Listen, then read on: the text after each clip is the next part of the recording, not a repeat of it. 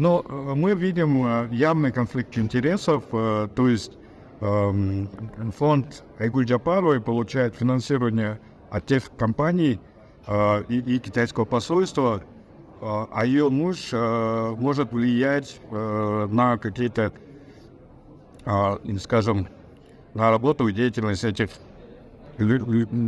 компаний, фирм и людей, да? Вот. То есть это непростой фонд, потому что первая леди — это все-таки такое политическое лицо, которое может оказывать влияние и аффилировано с лицом, главным лицом, которое принимает решения в стране.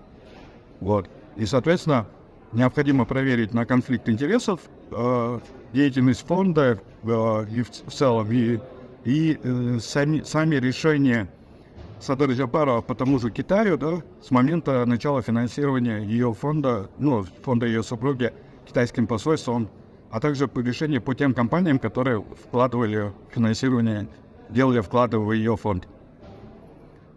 Что касается цифры, пока фонд не признает свою ошибку, мы будем считать, что отчет, который они сами сдали собственноручно, да, он верен. А все их слова там о другом, это все лишь слова. Документ есть, он подтверждает, что там было 9 миллиардов перевода от китайского посольства, да? Если это ошибка бухгалтера, пусть они это признают. Но они не признают, тем самым говорят, что их отчет верен.